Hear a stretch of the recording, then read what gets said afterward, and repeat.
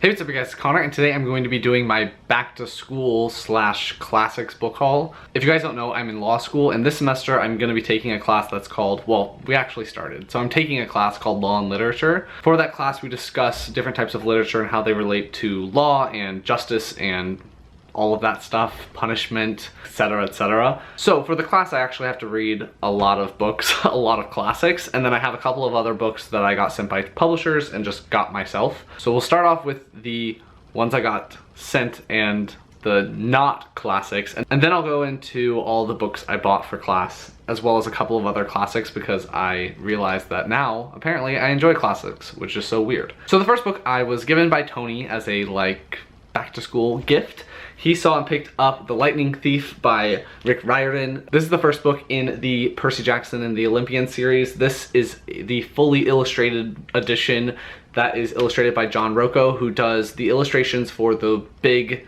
Greek myths books that he's come out with. I think one's called Greek Myths, or Greek Gods, and one's called Greek Heroes. I actually haven't read those yet. This one has illustrations throughout it, which apparently I can't find.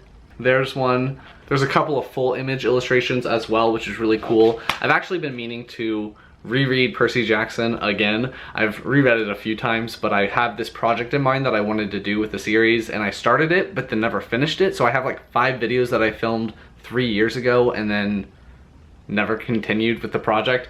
So I think I'm gonna reread out of this one and then continue along with that project, or maybe refilm them, because I look different. I look a little fuller in the face now than I did back then. So I'm not sure yet. But if you guys don't know, Percy Jackson is one of my favorite middle grade series. I definitely recommend it. It's got very cheesy dad humor jokes in it, so not for everyone, but if you appreciate really cheesy jokes, this one's a good one. Percy Jackson is just so great. Next, I have a few packages I received from publishers. This one I received from Bloomsbury, so we'll start off with this one. I don't know what these are. I didn't request anything, and they didn't give me a heads up about any of these. I actually have a couple of other books from publishers coming my way, but I'll put them in the next haul. So the book that they sent me is The Stormkeeper's Island by Catherine Doyle. This is a debut novel that follows 2 siblings, Fionn and his older sister, Tara? I don't know. They're descended from a long line of lifeboatmen. That's what they are. And anyway, they're from this island, I guess, and at the beginning of the book, they're being sent to their grandmother's house, who they don't really know all that well. Fionn really does not like the sea. He thinks it's terrifying, and he thinks it's watching him, stuff like that, and this island is just as creepy. They find out that the island has a weird ability to kind of steal people and not give them back, which is what happened to their father, and now he fears that it'll happen to him. The promotion sheet says, Catherine's masterful, memorable, and wholly evocative writing brings the setting of real-life island, Erinmore, is that how you say that? to life, and will keep readers spellbound. This comes out early next year in February. Keep your eyes out. Hopefully, I'll be able to read this really early. The writing is enormous, and maybe I'll let you guys know what I think. Next are 2 packages from Macmillan. So I'm not sure which imprint it's gonna be from, but we'll find out. Nook's right here. They actually might be from the same series, so now I gotta check. They are not. Oh, the first book in here is Ball Lightning by a Chinese author, and it is translated by Joel Martinson. I actually don't know how to say his first name. I did a review of one of his books, The 3-Body Problem, and I get so much hate on that. I don't know, it just kind of makes me hesitant to pick his books up. So this one follows this guy who watches his parents get incinerated by a ball of lightning, and then he dedicates his life to trying to figure out what that's all about. It has something to do with some mountaintop Soviet Union base, and he realizes that that's just the tip of the iceberg of all of these inventions and stuff like that. He meets a bunch of soldiers and scientists that are all wrapped up in this whole huge mess, and then I think he's just navigating the waters from there. Doesn't really say anything else on the synopsis, so I actually probably will give this one a go. Also, this cover is actually really cool. If you can't see it, well, that sucks that it has a permanent sticker, but it says wildly imaginative Barack Obama on the 3-Body Problem. But you can see this guy is like covered in lightning. That seems really cool. I actually will probably read this. The other book that they sent me unsolicited is In a Time of Treason by David Keck. This is the second book in the Tales of Duran series. I don't believe I have the first book in this series, so I don't want to spoil myself. So the paperback is now out, and the third book for the series is coming out in December. I just can't really tell you all that much about it because this has spoilers on it and I don't want to spoil myself. The first book is called The Eye of Heaven. Kind of reminds me of what is that movie? Birds, where the birds are going crazy and killing people. This is like a huge flock of birds and they look like they're attacking these people. So if that's something you're into, check it out. Now I'm moving into books that I need to read for my law and literature class. The first one I actually started. This one is The Trial by Franz Kafka. This is a German author. This was published in 1925, a year after the death of the author. This one follows this guy who at the very beginning of the book is arrested, and then it goes through his trial and is a commentary on the legal system and how it disadvantages people that don't know how it works and don't know all the terms and don't know the legal system. So far I'm like 65 pages in, so I don't know too much about it because I literally just ordered them off my school website, so I didn't look at the synopses. Franz Kafka is a pretty well-known classics author, so I'm looking forward to finishing the book and seeing how I feel. So far, it's very weird. Like, it's very, I don't know what's happening right now. And this one actually, it does matter about the translator because this is a more recent translation. Some of the older ones are based off of Kafka's friend who kind of put the novel together to get it published, and he didn't give up the original manuscript for anyone else to look at it or to interpret it a little bit differently. So he was fully in control, and now that manuscript has been made public so people can actually go and see it and analyze it, and they've put the story in a different order and they've translated it differently so that the words are more exact to how they were before and the punctuation and everything like that. So this one is translated by Breon Mitchell, who is a huge Kafka fan, so hopefully he does a good job. So far it does have a lot of mistakes in it because this was an unfinished novel. He never finished editing it or anything like that, and his friend who got the manuscript edited it and put it together and cleaned it up a lot, and this one has the mistakes and everything like that in it, which if I read the foreword, so it kind of makes sense to leave all of that stuff how it was in the unfinished manuscript. So far, enjoying it. I've already read this next one because it was the first book that we discussed in class, and that is The Scarlet Letter by Nathaniel Hawthorne. If you guys don't know what this one is about, it follows this woman named Hester Prynne, and she is living in a very Puritan society. It's definitely run by the church. At the beginning of the book, you find out that she's pregnant and she's had extramarital relations because her husband hasn't been to the town and is maybe lost. As punishment, instead of killing her because she is pregnant, she has to wear a scarlet letter on her breast for the rest of her life. And then it just follows her life living in this town where people are seeing her sins, I guess, physically. And it's all to do with shaming people and pride and punishment and what is a proper punishment for a certain crime, that kind of thing. As I said, I've already read this and I have notes to do a review on it, so hopefully that one will be filmed here soon. Obviously, I'm reading these texts with a more law mind frame. Hopefully you guys enjoy those. Sorry, Nook is chewing on his bone, if you can hear that. Next, I picked up Chronicle of a Death Foretold by Gabriel Garcia Marquez. This one is translated by Gregory Rabassa? Is that how you say his name? I have no idea what this one is about, but I've heard a lot about the author. I don't think this is his most popular work. I think he wrote 1,000 Years of Solitude. Is that, am I thinking of the right author? I think so. So he has a lot of popular books, but it'll be interesting to first read one that's not as popular from him. That's all I can say about it. I'll be reading it at some point this semester and probably do a review. Hopefully I can do reviews on all of these classics because it would just be interesting to let you guys know my thoughts. All right. Now, all the rest of the books are the same edition. I was wondering, and I posted on Twitter, what kind of classics editions I wanted to collect. Did I want to collect the Penguin cloth-bound editions? Do I want to collect, I don't know, the Penguin English Library with all the colorful stripes on the spines? Do I just want to continue to collect whatever these Penguin ones are? Or the whatever these editions are?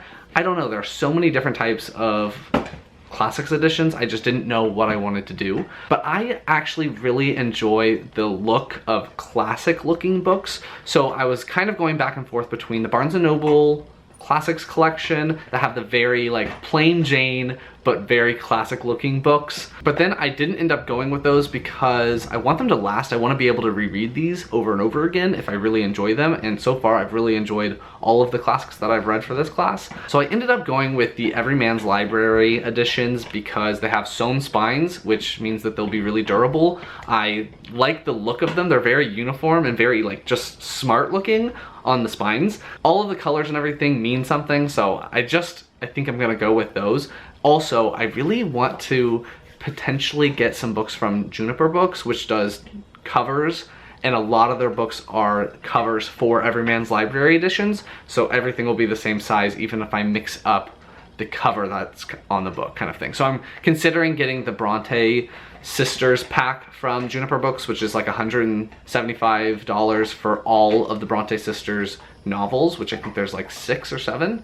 So that's my reasoning. Let's talk about the books. The first one I have already read because it was the book that we were discussing today, the day that I'm filming this, as well as next week. That is The Brothers Karamazov by Fyodor Dostoevsky. This one is translated by Richard Pevier and Larissa Volonovsky. I do not know how to say that. I actually switched between this book and an audiobook narration, but the translator for that one was a woman's name who starts with C, but I can't remember her name. So I switched back and forth between the two. I think that both translations are fine. They both are very, very similar, but just word choice and word order will be switched. This one follows a huge mess of a family living in Russia. This book was published in the 1880s. I forgot to say that The Scarlet Letter was published in 1850. This one is a classic Russian literature novel, if you couldn't tell based off of the name, but it follows this family of the Karamazovs, and the father is a terrible, terrible, terrible person, has done terrible things, treats his sons terribly, and then you follow all of his sons and where they are in life. It's a huge mess. You kind of know the gist of what the story is gonna go through because they drop it off really early on in the novel and they're like, just wait, we're gonna get to this.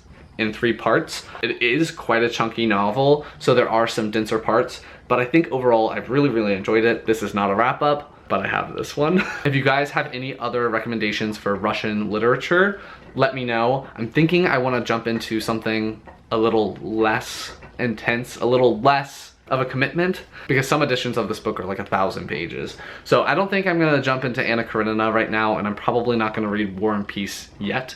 Hopefully I will eventually, but I'm looking for some shorter ones. I've considered The Master and Margarita. I'm not sure if he's actually Russian, but his name looks like it could be Russian. And then there's another author that I was watching. I've recently gone down the whole classics YouTube, booktube black hole, and I've been watching so many videos and I'm learning about so many different authors that I've never heard of before. Like, I'd never even heard of this guy before, and I really liked his book. Any recommendations for any type of classic, but especially Russian literature, because I really enjoyed this one. I should also just ask my cousin because he loves Russia and all of that stuff. I forgot to say that this is the Everyman's Library edition. Because it's written before a certain date, I don't remember where the cutoff is, it has a black spine that has some dots on it, and then the cover, the like color of the spine actually means something as well, and these are pretty durable, which I've enjoyed, and it has the ribbon marker as well. Did I say that already? This color means something, but I forgot what it means. There's different colors for different time periods and for different areas of the world, so I think that like non-Western classics are a different color, but I don't think I have any of those yet. Next, I bought Comedies Volume 2 by William Shakespeare, so this collects a lot of his comedy plays. I have to read The Merchant of Venice, which this edition has in it. Let's see, what else does it have? Merry Wives of Windsor, Much Ado About Nothing, As You Like It, Twelfth Night, All's Well That Ends Well, and Measure for Measure. And then it has some extra stuff as well. I've read some plays by him, but not a ton, so it'll be interesting to see and go into this and see what he's all about. If you guys don't know who Shakespeare is, like what? Because this is a very old book, it's just a plain black spine, and I mean, was William Shakespeare a person? I don't know, but they think that William Shakespeare had some type of legal background based off of how he structured his novels and the language he uses and everything like that, so that's interesting. And then the inside cover is this blue color. Also, it has the ribbon marker, if you can see right there. Next up, I have something that I've actually already read, but because I was a classical studies major, I bought the Theban plays by Sophocles. These are Oedipus Rex, which I think this book calls Oedipus the King, Oedipus Eclonis, and then Antigone. I have to read Antigone for my law and literature class, so I'm actually rereading the whole set of plays. I actually took a whole class called Greek drama, so I read a lot of plays for that, and I enjoyed these plays by Sophocles when I took that class, so it'll be nice just to refresh my memory and read them again. This one also has the plain black spine, the ribbon marker, and this one has like a burgundy maroon color. I actually have a fair number of books in this haul. I didn't realize how many I had. This one is not actually for law and literature. I just got it on my own, and I picked up Plays, Prose Writings, and Poems by Oscar Wilde, introduction by Terry Eagleton. I think Oscar Wilde is a Victorian author, if I'm getting that correct. And anyway, his most popular work I think might be The Picture of Dorian Gray, which I've been recommended a couple of times. Olive from the book Olive, I'll leave her channel linked down below. She's fantastic. She reads nothing like me. Well, maybe now she will because I'm starting to read classics, but she's got great recommendations and everything like that, so check her out. But she recommended that I read The Picture of Dorian Gray.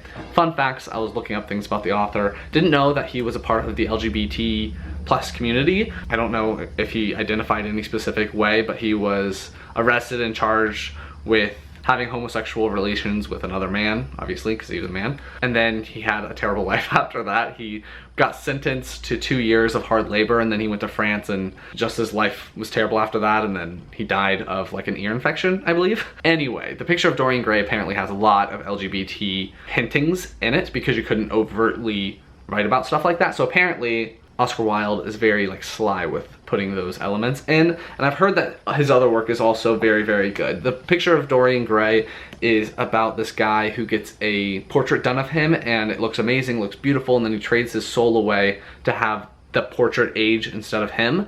And over the course of the novel, he isn't a good person, so all of these terrible things that he's done show up on the portrait, but to everyone else, he looks beautiful and young and presentable and people like him, kind of thing. And then I think it probably all comes crashing down around him. He probably has a terrible life after that, but I'm looking forward to reading it. This one also has the black spine with the dots, so I guess Victorian authors have this, and then it also has the maroon. So this must be written in the 19th century, the 1800s, how the Brothers Karamazov was as well. Next, I bought a couple of what they call contemporary classics, modern classics. The first one is The Stranger by Albert Camus? Don't know. My library didn't have a copy of this book, so I ended up buying it from Everyman's Library. This one has a red spine. It has a brighter red cover on it, and it obviously has the ribbon and everything like that. I honestly don't know what this one is about. This is one of the ones that I just bought off the internet. So this one is a French novel. This one follows this guy that murders someone. So that's how it has to do with law and literature and everything like that. It's a very short book, which I like because then I can get it done very quickly for school. If you guys have read this one, let me know what you guys thought down in the comments. That's all I got to say. One I don't have to read for class is Animal Farm by George Orwell. I have never read this book. I never had to read it for school or anything like that. I had to read 1984, which I really did not like, but it might have been just me being very bitter about the ending of that book. I don't know, I haven't read it in years and years and years. So I figured I'd give George Orwell, the father of the modern day dystopian novel, another go and see how he does with the concept of animals taking over a farm and creating a utopia and basically a terrible place. This one also has that very red modern slash contemporary classics, and it has a very nice spine. These are just very, very smart looking. I love how they look all together. Like, look at that. It's starting to look really nice. I'm gonna have to reorganize my books at home so that I have a section that makes me look traditionally well read. Oh, I forgot I ordered this. So apparently I decided which Russian literature book that I was gonna read, because I'm gonna read The Master and Margarita by Mikhail Bulgakov. This one has the red, more contemporary classic spine, and then the red contemporary classic spine on the dust jacket. I don't know too much about this one because people just describe it as being completely nonsensical and crazy at the beginning, and then everything starts to kind of come together. So I expect to be very confused at the beginning of this novel, and then for different elements to start coming into play. I know there's a talking cat at some point as well, so I'm curious to see what that's all about. I've heard this is a good one for people that really like fantasy. Apparently, I'm gonna read this. I knew that I wanted to read this one, but I didn't remember that I actually ordered it. Oops. So those are all the books that I've acquired recently, as well as the books that I needed for school. If you like this video, please give it a big thumbs up and comment down below if you have any classics recommendations. Did I pick a good collection to start collecting? Does it seem like it fits me? I don't know. If you guys have a favorite classics collection that I haven't mentioned in this video or anything like that, leave it down below and why you like it so much, because I've just now started, so I could jump ship and go to a different one or collect certain collections for different authors. I haven't read anything by Jane Austen. I haven't read anything by a Bronte sister. I've read one thing by Charles Dickens, but I don't own any of his books. I'm trying to think of other authors that are really popular and well-known. Those are the ones that are coming to mind. John Steinbeck, I haven't read anything by him either. So anything you want me to know, leave it down below, and I will talk to you guys next time. Bye. Nikki, you wanna say bye? Nikki, say bye. Good boy.